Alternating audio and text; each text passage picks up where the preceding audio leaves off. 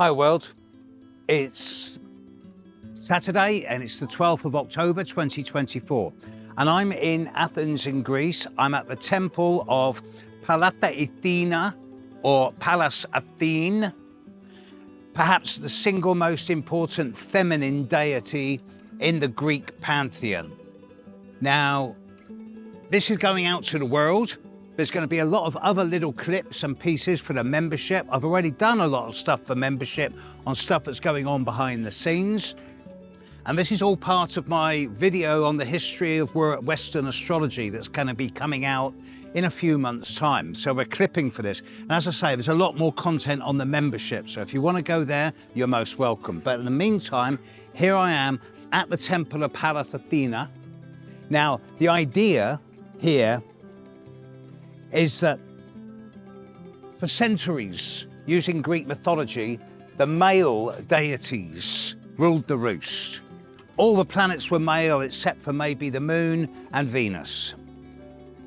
Now, in recent times, we're beginning to look at the ideas of the dark feminine coming out, about how every planet has their feminine nature.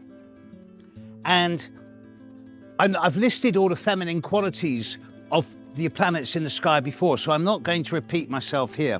But I've just been speaking to yesterday, I was speaking to a young Greek astrologer, Argentinian, but living in Greece.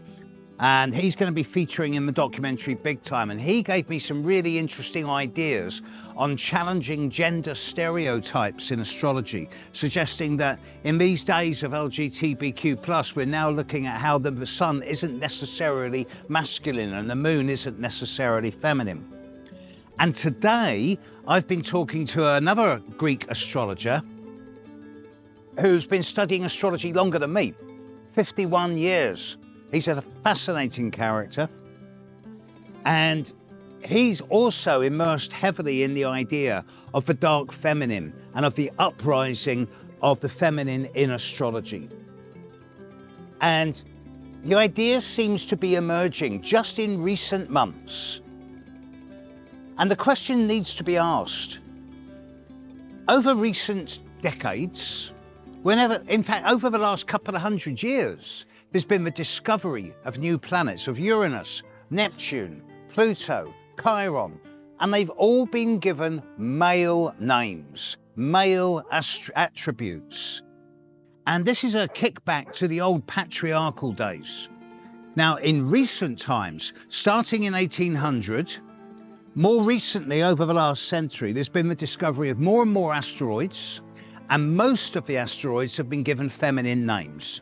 So all these feminine attributes have started to emerge at the psychological level in astrology, whether it be the asteroid of Pallas Athena, Hestia / Vesta, Juno / Hera, Demeter / Ceres, or the minor asteroids, Minerva, Lilith.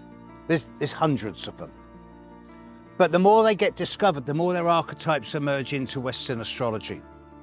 And it's fascinating how, as we discover things like Pluto and Chiron, the astrological world goes, yes, we've discovered a new planet, and it's masculine and it's male. And we've got these great archetypes around war and wounding and healing. And oh yeah, there's some female asteroids being discovered. Yeah, let's just forget about that. No. The female divine energy is re-emerging. This is not something to be scared of, and I'm addressing myself particularly to the men here. Everyone has a contact with the divine, however you choose to see the divine as being, and to establish a good relationship with spirit and your own version of divinity, you have to be comfortable with both your masculinity and your femininity, regardless of gender. And that's where the asteroid goddesses are coming in. They're helping us relate more to the feminine side of our nature, and not just the feminine side in terms of beauty and love and appreciation and empathy and compassion, but also in terms of the deep psychology, dealing with our deep-rooted fears of being loved or not loved, abandoned or neglected, fears of the memories of childhood. All of this now is coming up. And the reason it's coming up is because as a species, we're evolving to the point where we can now deal with this stuff, or we can choose to continue suppressing and repressing it forever. We're entering the most critical stage of human history. The feminine, the dark feminine is rising, and not a moment too soon. And to be stood here at the Acropolis, the Parthenon, the Pallas Athena. Day before yesterday, I was at the Temple of Apollo. Apollo and Athena, twins. This is the home of Western astrology, the roots of it. But now it's time to perhaps start thinking about, do we still need the mythology as it's always been expressed? It's so rooted in masculine, patriarchal values that certain young astrologers are beginning to say, do we still need the mythology as we've always experienced it? Can we not just use astrology based on our knowledge of the planets? Is the mythology still as essential as it was, or can it be treated as a separate subject? Now, this is a fascinating concept, and a lot of astrological students are going to go, no, of course we can't. But just think about it. This is an idea for the future.